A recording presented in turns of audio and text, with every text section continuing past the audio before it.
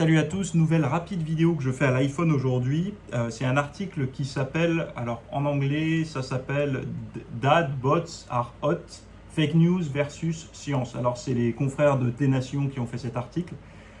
Donc en fait c'est c'est l'image, en fait ils comparent le physique musclé des hommes musclés par rapport à ce qu'ils appellent le physique de papa qui est du gras du ventre, un peu skinny fat comme on pourrait dire ici, enfin même si le terme skinny fat ne vient pas d'ici, mais bon bref, vous avez compris, le physique de daron un peu comparé au physique musclé. Et en fait ils ont fait l'expérience, ils ont regardé le discours populaire, parce que les femmes disent qu'elles préfèrent ça, par rapport aux tests qu'ils ont fait, donc la science, quels sont les tests qu'a fait la science pardon, par rapport à cette image-là. Et bon là ça va être un peu compliqué, je vais lire de l'anglais traduit en français et en même temps essayer de vous donner mon point de vue là-dessus.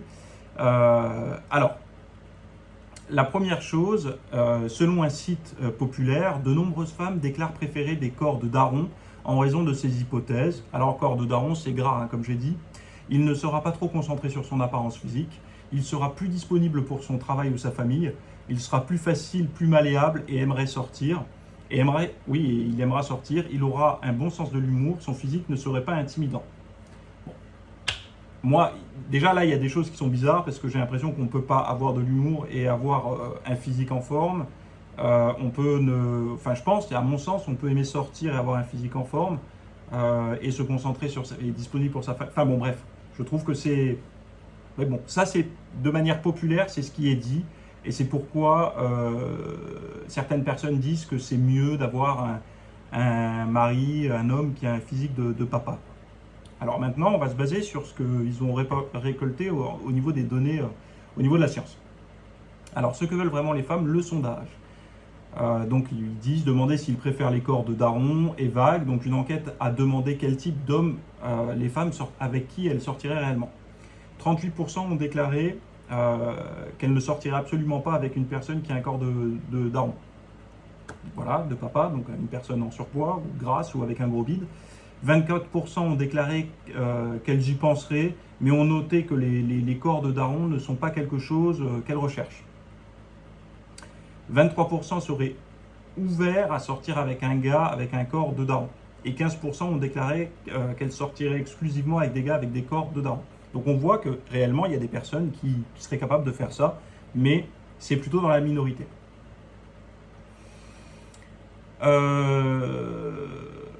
Alors, après, au niveau de la science dure, un groupe de chercheurs a laissé 160 femmes évaluer et choisir entre des photographies d'hommes torse nu et vêtus avec différents niveaux de forme physique et de force. Les résultats. 160 femmes. Hein. Donc, les 160 femmes ont choisi un physique plus masculin et plus fort. Pas une seule femme n'a choisi un corps plus faible comme désirable. Donc plus faible, faible pour eux, ça veut dire gras et pas de muscles. Bon, donc là, c'est même pas sur 160, c'est 160. Il n'y a pas une qui a choisi. J'avais noté quoi d'autre aussi Ah oui, ils ont étudié quels muscles et tout ça qui avait le plus de potentiel d'attractivité. Sur une échelle de 7 points allant de non musclé à très musclé, les femmes ont évalué chaque muscle comme étant idéalement au-dessus de la moyenne pour la musculature souhaitée, généralement autour d'une note de 4 ou plus, à l'exception des trapèzes, qui visiblement ça c'est pas un muscle recherché, mais même les muscles du tibia, le tibial antérieur, était souhaitable à un niveau de musculature supérieur à la moyenne. Donc même avoir des tibias plus musclés, enfin les muscles tibial antérieurs plus musclés, augmentent le taux d'attractivité. Les abdominaux, les obliques, les fessiers ont obtenu les scores les plus élevés pour les niveaux de musculature souhaités. Tous les autres muscles étaient pas loin derrière.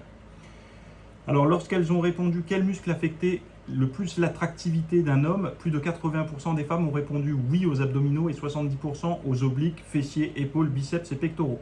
Donc ils disent que voilà, les abdos ça a un rôle, un pack de 6 signifie que quelqu'un est probablement mince, en bonne santé et athlétique. Et j'avais noté un truc intéressant aussi, toutes ces études sur ce sujet au cours des dernières décennies, blablabla. En fait, la recherche révèle que le cerveau d'une femme évaluera la santé d'un partenaire simplement par son évaluation de la graisse du visage et sa prédiction naturelle de vos niveaux de testostérone, ce qui est étonnamment précis. Donc un simple coup d'œil, même si c'est pas, c'est pas un mécanisme, c'est pas une réflexion directe, c'est dans le domaine de l'inconscient, de percevoir un visage gras traduit de la faiblesse, un manque de testostérone, etc. C'est tout à fait, oui, synonyme de superpuissance en gros, et c'est ancré dans leur biologie, donc préconçue. Ils ne peuvent pas contrôler, ils sont programmés pour ça, pour trouver un partenaire plus masculin, plus sain et plus fort, capable d'être un bon partenaire et un parent potentiel. Bon, tout ça, ça va faire débat, j'imagine. Mais bon, bref. Moi, ce que je vois là, c'est que, en fait, il y a quand même une grosse hypocrisie par rapport à ça.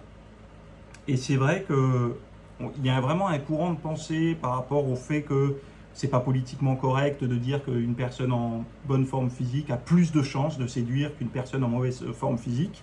Pourtant, tout le monde le sait. Et moi, je pense que tant qu'on n'arrivera pas à nommer ce problème, donc à dire clairement, voilà, c'est la réalité, ça avancera pas. Je sais qu'il y a pas mal de personnes qui disent oui, mais il faut faire évoluer les mentalités, il faut faire évoluer la société. Le problème, c'est que d'attendre de la société qu'elle évolue peut faire passer certaines personnes toute une vie dans une croyance en attendant que ça évolue, mais ça évoluera pas, donc ils vont être pénalisés pour trouver quelqu'un. Pourquoi je trouvais ça intéressant d'en parler? Pas pour dire quoi que ce soit ni sur les hommes ni sur les femmes.